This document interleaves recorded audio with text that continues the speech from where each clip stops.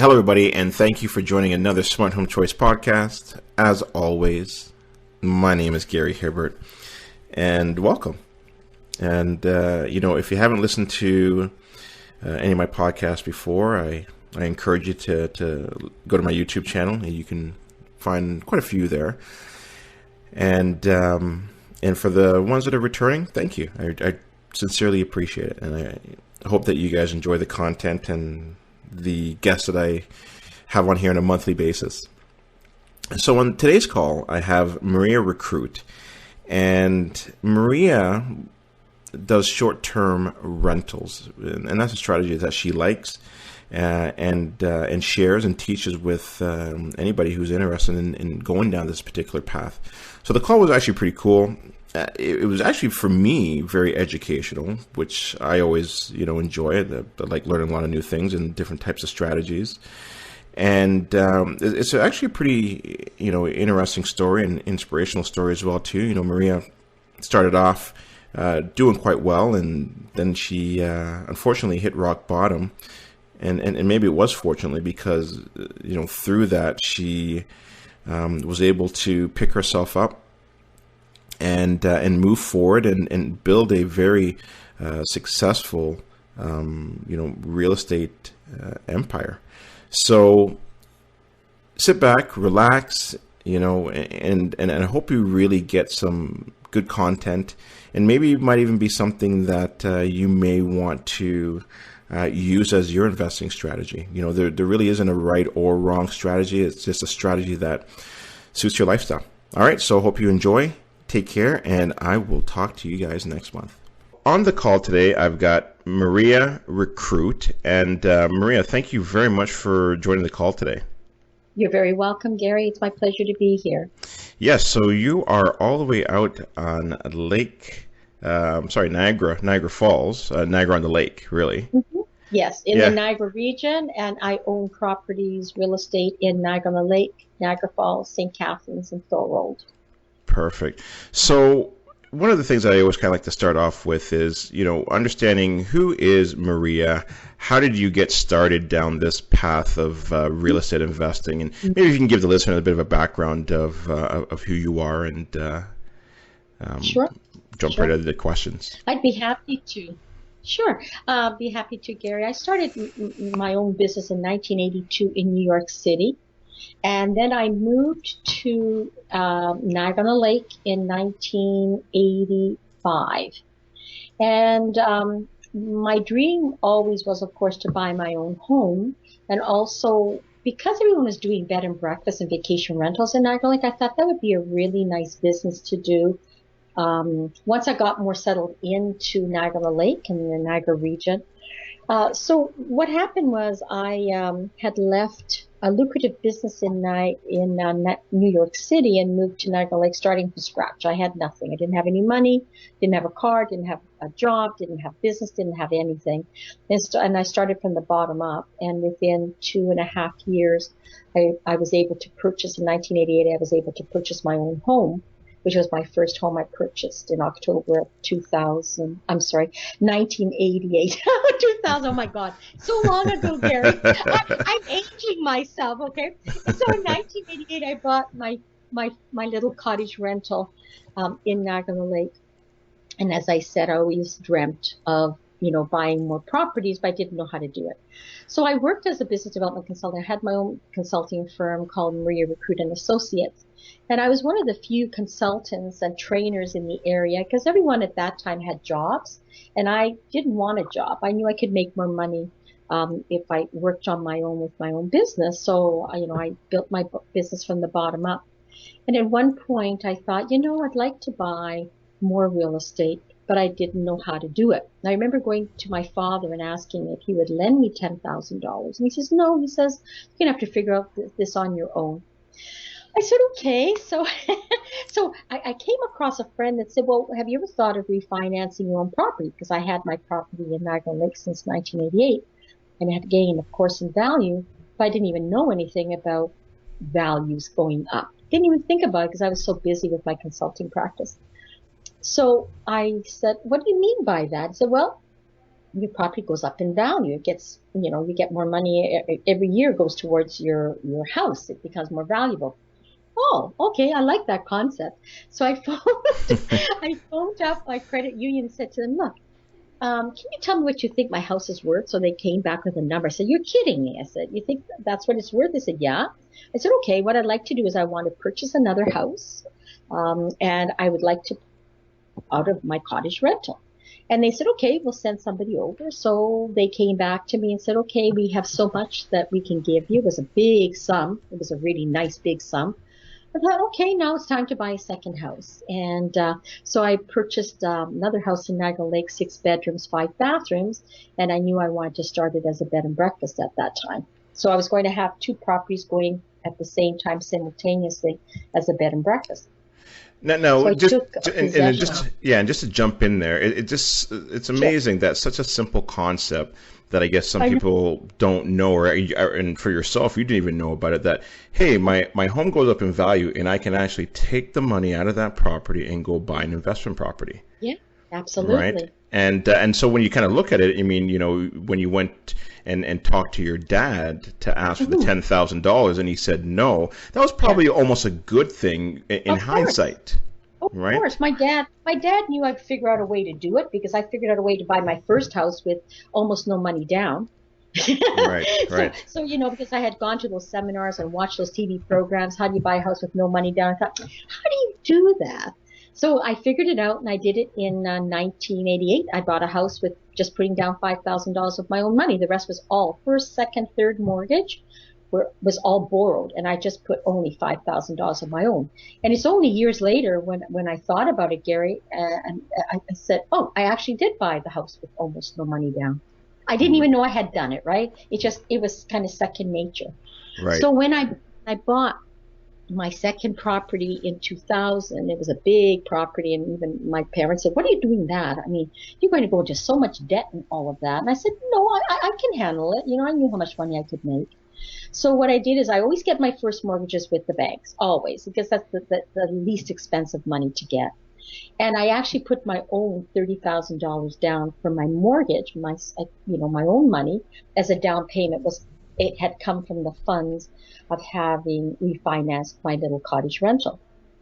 So I went on and started to do the bed and breakfast. I knew nothing about it, but I learned by the seat of my pants, and I read some books, and I got a coach that could, that was in the business in Niagara, and they were kind of giving me some ideas of what to do. So I did do very, very well. I made $40,000 within a couple of months. And I thought, gee, this is really good money, but there's no business now. Okay, we're going into September, October.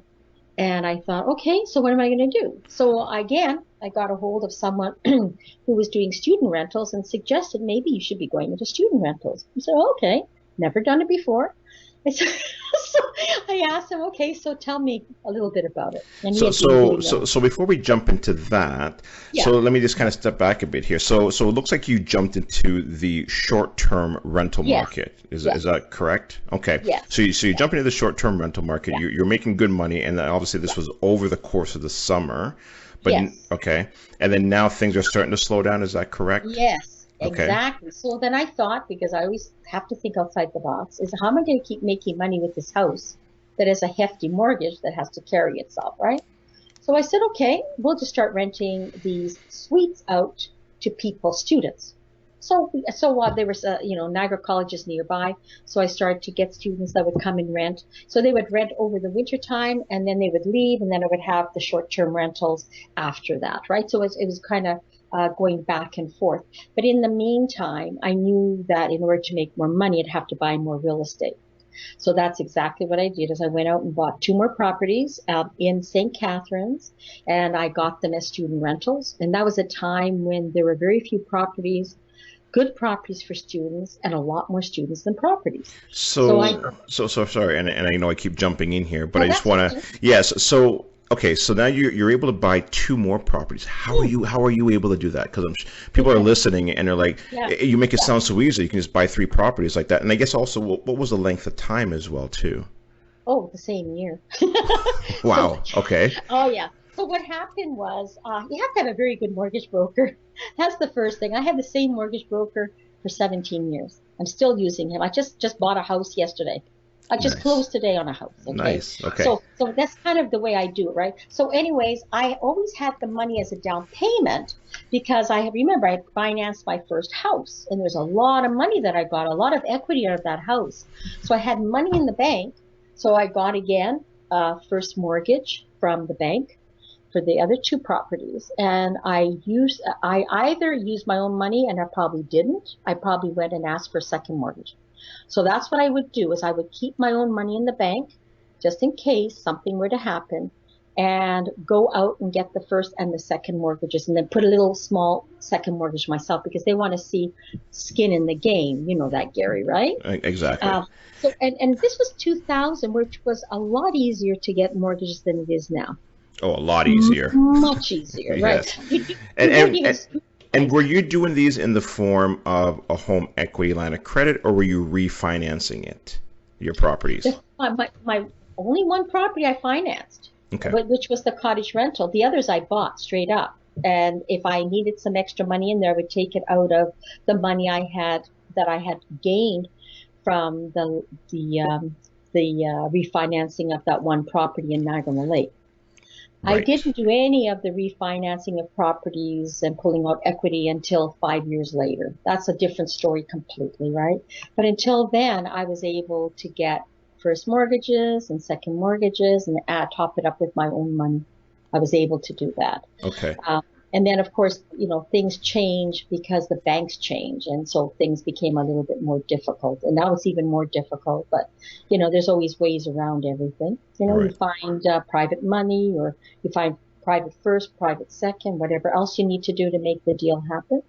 So that's kind of the way I built my wealth. And then after 5 years, I started to refinance the properties. And I would pay off the first mortgage and the second mortgage, and then I would get a new first mortgage, and then I would do a fix and flip maybe with that property, or maintain it, keep that money and go buy another house. So it's always been my own money and borrowed money that I've used it's been 17 years I've been doing this now. It's my 17th year in real estate. Wow. So then, okay, so why did you choose short-term rentals? Because I mean, there's so many different strategies out there. I've done them all. I've done short-term rentals. I've done bed and breakfast, vacation rentals, executive rentals, rent-to-owns, fix and flips, student rentals. I've done them all. Wow. Okay, and I'm still doing them all. But why do I like the short-term rentals, Gary? Because there's much more money in the business. People don't stay around long. You get better quality of people that are coming to stay with you. So there's much more money in a short period of time. And that's why I really like the short-term rental business model. I can control that property and the people going in and out of it much easier than when you have long-term tenants. Right. So, yeah. And I guess somebody listening would say, well, like it sounds like, I guess the turnover may be high. Maybe there's more work involved in it. Can you maybe answer those questions? Of course, there is a lot more work. So I have the bed and breakfast, which is I consider short-term rental. I have the cottage rental, which is short-term rentals, as an example. Then I have my executive rentals too. So when you have a bed and breakfast, or like, perhaps I should say like an Airbnb property, okay? Because people don't understand bed and breakfast or vacation rentals, but they sure understand about the Airbnb model. And the Airbnb model is nothing more than a listing site. They're a listing site. We've been doing vacation rentals and bed and breakfast all along for many, many years, but it's become very popular with the millennials, calling it Airbnb properties. And Airbnb is only a listing site where you can put your property on there, and you can get people coming and paying, if they want to stay for a week or a month or a day or whatever else. It depends what you want. So you can get clients that way, right? You can get your guests that way. So for me, there's more work to be done because I have cleaning staff that are cleaning. We have to keep the properties up tip-top shape. I even have interior designers coming and choosing colors and fabrics and things like that. So there is more money put into it, but there's more money coming out of it also. Right. And I guess that was really my next question. I mean, are you doing this all on your own? But it obviously looks like you've got a team. And I guess that's an important piece as well, too, is making sure that you've got the right team around you to Exactly. help to move the business in the right direction and to grow it. Yes, yes, absolutely, absolutely. But I Right. mean, there were years I was running it myself. You have to learn how to market. That's the one thing that I've learned in 17 years of doing real estate, and especially the short-term rentals. You need to know how to market your own properties, and you have to have a good website with good descriptions and beautiful photographs and videos. So that takes a lot of work in that part of it. And then, actually meeting with the guests coming in or talking to them over the phone. So it's almost like you're babysitting and holding their hands. But when you do that, you're getting a bigger return on investment at the end of it, right? Right. So it's much more work, much more money, but you make much more money also. Right. Okay. And I mean, like, so what are the big differences that you see then with that short term and a long term rental? Well, the quality of client. Is that the big one? That's one of the big ones, and the amount of money you can make. Okay. So, you can only ask for so much from someone for a long-term rental. Also, you're not in control of that property anymore. People can destroy it and get away with it. Where when you have short-term rentals, you get their credit card on file. Usually people don't come to your house to destroy it. If you want to get some sort of a security deposit, you can, because that's within your right. It is your home after all, right? So you're not under the Landlord and Tenant Act at all. So you can do what you want with the Right. short term because it's not under the Landlord and Tenant Act. Okay, and that's a good point as well too, right? Because I Mm-hmm. mean, I know when I'm talking to a lot of beginning investors, Mm-hmm. one of their biggest fears is dealing with tenant Yeah, headaches, right? And yeah, and them yeah, damaging the property, and they, yeah. a lot of times people want to get into this game and into this business, and they don't, and they sit in the sidelines. Because I know for myself, I wanted to get in back in 2001. But Mm-hmm. a friend of mine had actually talked me out of it because he had a rental property, and he had told me all the horror stories about it, and he told me not to get into it. And I sat in Mm-hmm. the sidelines for about 8 years until I Oh, jumped wow. into it. Oh, And wow. it was it's the fear of the Yeah. tenants. Yes, yes. But I think because you have your group of meetup, when I started investing in real estate in 2000, I went to many, many group meetings and met many investors. And I always listened to the ones that are really good at managing their properties. And I would ask them what were their secrets. And one of them was good paperwork. Hmm. So you have to have good paperwork. You don't let someone into your house until you've checked up on who they are and where they come from, and you talk to a number of past landlords to make sure they're good quality material, and then send them paperwork that they have to sign and see how they sign it. Find out how they actually sign that paperwork. So that was a saving grace for me because I was doing both short-term and long-term regular tenants and rent to owns and all of that. The strong point was the paperwork that I had that I got them to fill out. Right, and it's really good talking with you because the good thing is that it's not that you've only done short term. It sounds like you've done a lot of different types Oh yeah. of investment properties. So it shows that you've done so many different kinds, and you've then said, out of all the ones that I've done, Mm-hmm. this one makes the most sense. For me, for my Yeah. personality, and as I've gotten older, I don't want to put as much effort into interviewing people, Right. like I would with the regular tenants and chasing them around. I don't do any of that. With short-term rentals, you don't have to do that. Actually, I have people that have gone into my properties. I've never met them because we do it over the line, on the phone, Hmm. on paperwork, emails. They send me their credit card, then they send me an email bank transfer. Everything's written down for them. They come, they go, and that's the end of it. You don't even have to meet them. But you've got to have your paperwork in place and you've got to know your business, right? Because it can be dangerous otherwise. Right. Okay. Yeah. And so I know that you said you can obviously make, or at least potentially make, a lot more money with the short-term rentals. Mm-hmm. Can you give us an idea? Like, are we talking about double? Are we talking maybe just 1.5 times the amount in comparison to a long-term rental? Well, I guess it depends. Like, I mean, if you have a house that's short-term rental and it's fully furnished, you could probably make maybe $300 a day or $350 a day. If it's in an area where people are coming and, like these are vacationers who want to come to a certain park, you have to be a destination first of all. If you're not a destination, it makes it harder to get that kind of money. But you could be averaging, I have my bed and breakfast that averages anywhere from $100 to $150 a night. And that can go up there too, depending on the season. And my cottage rental, I could get up to $400 a night, up to four to six guests in it. Wow. So yeah. And that's just because you're obviously in Niagara Lake. Right. So it's a it's this a great destination, right? It has to be a destination. Right. And most people that are coming there, they're coming for what? The wine tasting and the wine tours. Is that what they're there for? Or wine tasting, Shaw Festival, touring, going to Niagara Falls.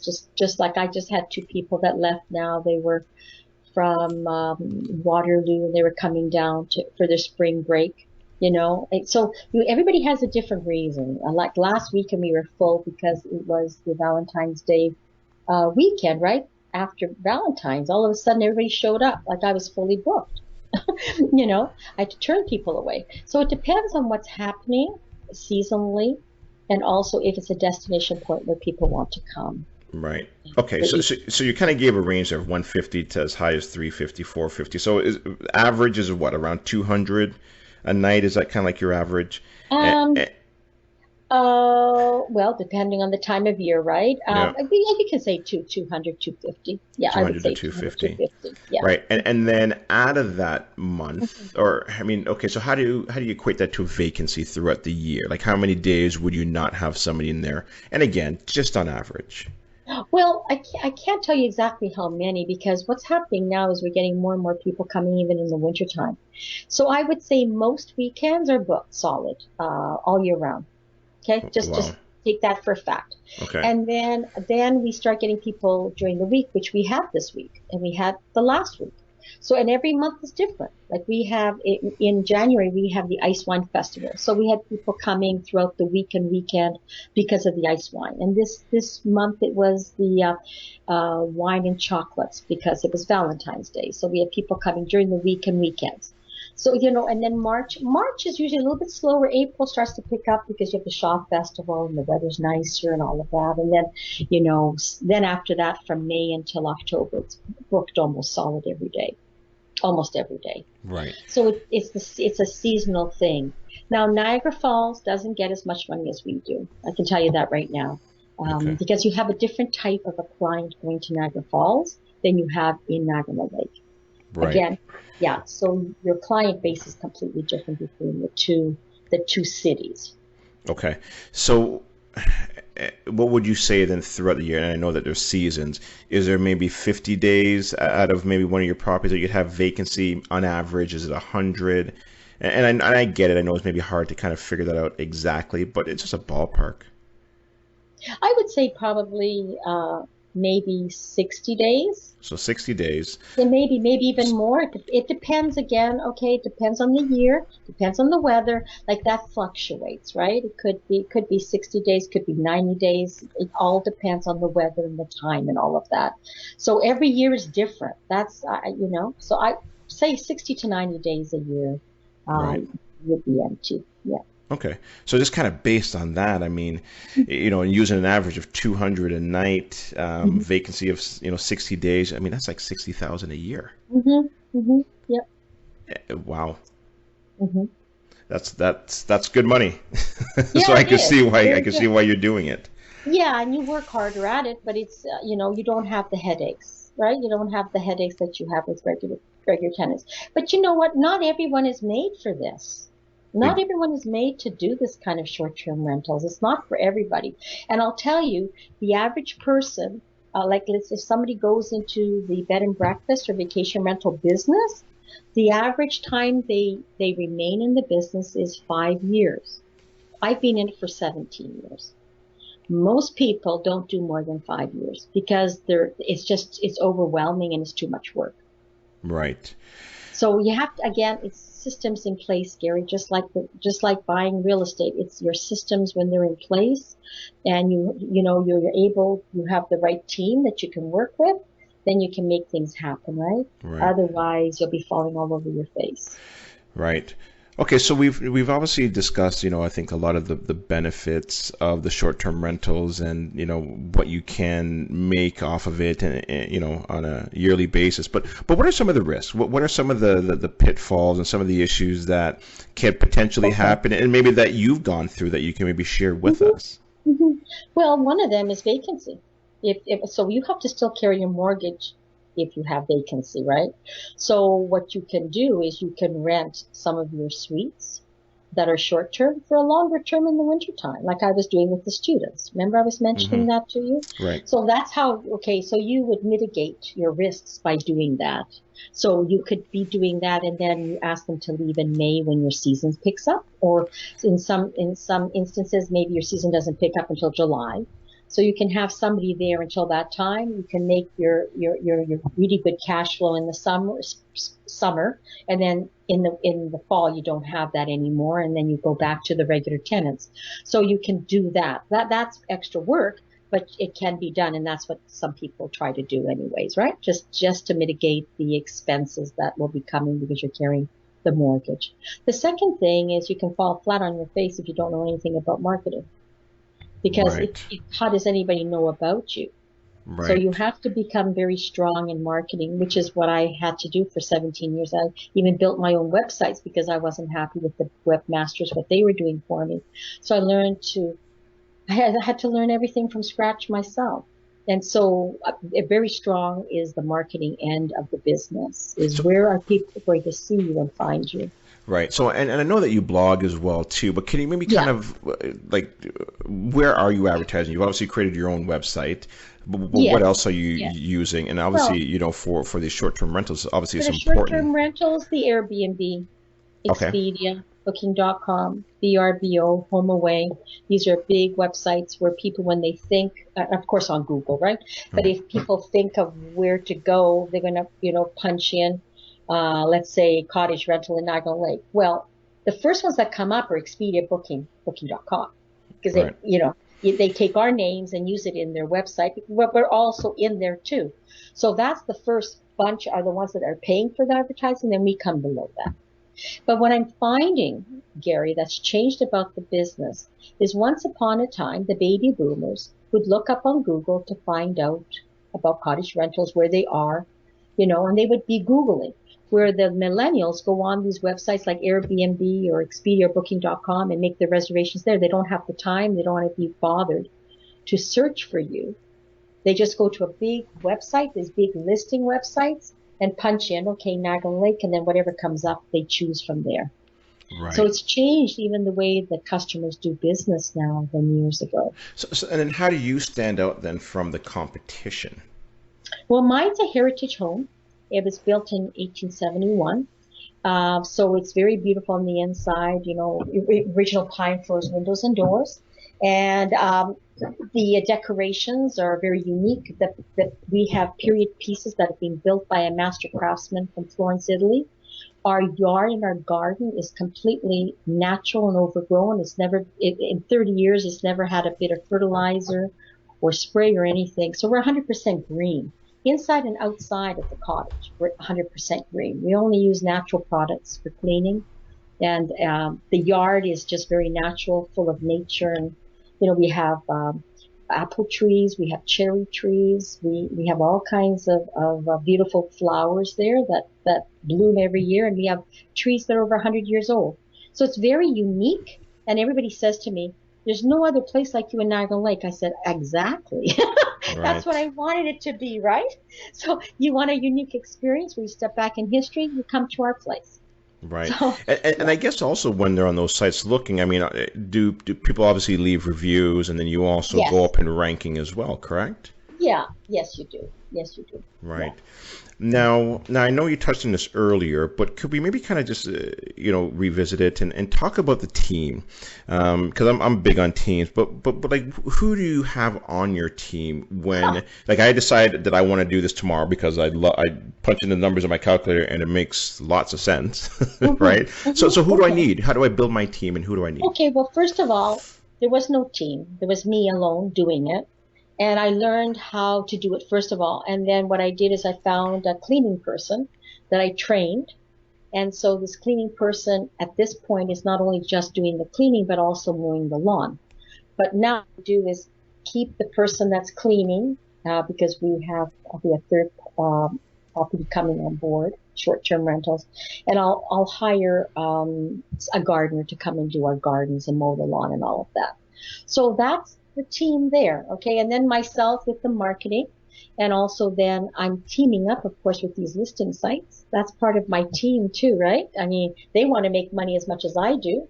So they want to push me forward. So we put special offers and things like that. So I would suggest that's pretty much my team. Then I have a bookkeeper, of course, that takes care of the books, and the banker, and everything else that I do is I go to the same people that I've used for 17 years, and I consider them all of my team. But it's a very simple process.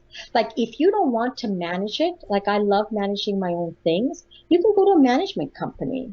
But they'll charge you a lot of money. That's just it. You can't make any money by going to a management company. So it depends. Yes, 60,000 seems like a lot, but if you're paying a management company, you're paying a cleaner and all of that yourself, well, how much money are you going to be left with? Right. Right? So you've got to look at how much you have to pay outside, as opposed to if you were to do part of that, a portion of that or whatever else, how much money could you actually make? And then how much would you be paying an agency to not only find the people for you, because they'll charge you for that, but also do the cleaning for you, and they'll charge you for that too. And then how does the property management work then for, the Short-term Airbnbs? Yeah, rentals? exactly. Okay. So what they do is what they like to do, and that's why I've never gone with them, is what they like to do is take over your property completely. So you can't fill your rooms yourself. They say, no, we're going to take care of it 100% ourselves. And again, that doesn't work with me because I love to hold control of my own properties, my own money. So what they will do is so people from Toronto buy properties, and then they call these agencies in, and this agency will come in and say, okay, we will do this. We will send people to your vacation home. This is how much it's going to cost per booking, and this is how much it's going to cost when we come in clean. So they take care of everything. If there's anything that needs to be done, if they need to mow the lawn. So you can go to one place and they can do everything for you. They can do it. So they worry about the advertisement. They worry where they put your listing on what sites. Now, is there an industry standard then in regards to percentage of what they charge in comparison to what you make for the month? They may charge up to 35%. Oh, wow. They may. Yeah. So you have to find out what they want to actually charge you for. Okay, so big difference then from long-term rental. Mm-hmm. And I guess obviously because there's a lot more involved with it as well too, right? Sure, a lot more work involved with it, right? Right. Yeah. So, so somebody's listening right now, they're interested in regards to what what you're doing, and they want to go down the short-term rental route. Where do they start? How do they get this ball rolling? Okay, well, I would suggest they do some research. Go on Google, go on YouTube, and punch in short-term rentals, bed and breakfast, vacation rentals, and you'll see many things come up of what you should be considering. And then study the area that you're in. Like if you're in Toronto, there's a lot of people that come there that like to vacation or wouldn't mind a short-term rental. There's many people that have condos who would like to rent it out. Then you need a management team unless you're going to do it yourself, right? Then you'll have to get a management team that does that. They'll find the people, put the people in, take care of the cleaning and all of that for you, but just be aware of what the costs are going to be. And then they're welcome to come down. I have a meeting once a month that they can come down and we discuss it. It's called Niagara Real Estate and Vacation Rental Owners Meetup. It's the last Thursday of the month in Niagara Falls, Ontario, where it's all happening. And it starts at 5 and goes until 7 or 8 or 9, depending on the discussions. And we have people, myself, I'll be talking about my experiences. And there's other people that just started actually getting into the short-term rentals that keep coming to our meetings to learn more, and they're doing quite well. So I would suggest they get a coach that can teach them, that's successfully doing it themselves, And then, maybe meet with the coach for a couple times or talk over the phone or whatever else and find out if maybe this is a good fit for them or not. And certainly I have a website called Real Wealth vacationrentals.com, and you can go in there. I've written many, many blogs about short-term vacation rentals or short-term rentals in general. By all means, go there. It doesn't cost anything. And you can get more information or call me up. And if people go on my website, I give them a half-hour consultation, a free consultation, Gary. So I offer that to any of your listeners also. I know you'll be putting the links up on the YouTube video. Yeah, absolutely. Absolutely. No, and thanks for sharing that and how people can get in contact with you. Now, I love talking about the good sides about real estate investing, but what about, and I think we touched on it briefly, but have you had any horror stories? Like, have you had no horror stories? No. Really? Yeah, whatever kind of real estate I've had, I have never had a horror story. In short-term rentals? Yeah, never. Wow. Oh, never. And not even my long-term rentals. They were just dirtier than usual. People are dirty, right? But never someone kicking in the walls or destroying my property. Never. Never. And at 17 years, it's been a never. Because the paperwork and sitting down with them, making them understand, I guess, who really owns that piece of real estate and what you anticipate from them. I think they have to know who the boss is. I'm sorry, I have to be quite blunt about it. They need to know who it is that's carrying the stick. Yeah. They have to know that, right? In anything in life, people have to know who the leader is, right? So for me, my real estate is my business. That's how I make my money. And I'm not going to let anyone destroy my property. And I think you just have to come across, as being gentle but firm with everybody, right? Being assertive, just letting them know, this is what I anticipate, and really doing your research. Do never get anyone in your home, whether it's short-term or long-term, when you're desperate. Don't ever do that. That's when you make your mistakes. No, and I mean, listen, that's great advice. And you've been doing it for 17 years. So, I mean, I'm going to listen to what you say, you know what I mean? And obviously you're saying that the paperwork is important, and being the boss and letting people know that you're the boss, right? So I love it. I think it's fantastic advice. I'm making notes as we speak. I'm sure you're a good boss, Gary. I'm sure you're a great boss.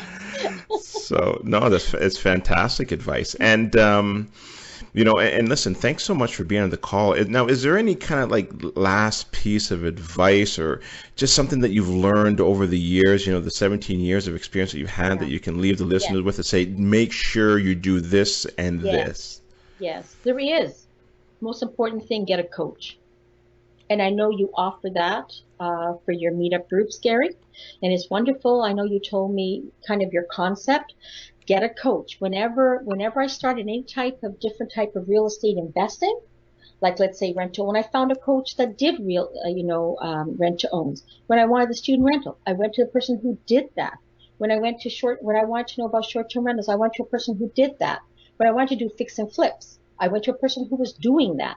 So always go to a person who's actually doing what you want to learn, and listen to them. Because if they're successful, you're going to become successful. That's just, just by nature. That's why birds of a feather flock together. So, we need to find coaches. Each one of us needs to be coached in a different form of real estate. So find someone who's actually doing and is actually making money at it and is successful. Yeah, it's a fast track to success. It is a very fast track. I wish I'd learned that 40 years ago. Instead of wanting to do it all by myself, right? I don't want to do anything by myself anymore. Hence the team. Yes. Hence the team, right? Right. So, yes, yeah. No, that's great. Great words of wisdom. And it was great talking with you. I learned actually quite a bit on this call, so I do appreciate your time. I do appreciate you sharing your wealth of knowledge, and I'm sure everybody that's listening will feel the same way. So thank you for that. Thank you. My pleasure. And I'll send you all links to my various websites. If somebody wants to know how to use social media for short-term rentals or real estate, I've written a book about it called Double Your Income Using Social Media. So I'll put all those links for you if you don't mind just sharing it with anyone. And I'd love to hear from anyone, from your team, Gary, or from yourself. I mean, by all means, give me a call anytime. I'm always happy to talk to anyone. No, I appreciate that, and I do plan on coming down and attending one of your meetups. So I'm looking forward to that, and hopefully for doing the podcast, maybe myself and my wife could get a free stay at one of your. I'm joking. I'll pay. I promise. But I will come down and spend some time at one of your short-term rentals. I'm excited to. Why not? Yeah. Yeah. Thanks very much. Yeah. So thank you very much, Maria, again for being on the call, and we'll talk soon. Absolutely. Thank you very much, and thank you to all of your listeners. Take care, Gary. Keep all right. up the good work. Thanks, Maria. Bye now. Take Bye care. now. Bye. Thank you all so much for joining this month's podcast. I hope you guys really enjoyed the content. Don't forget to check out smarthomechoice.ca to learn more about real estate investing and how we can help.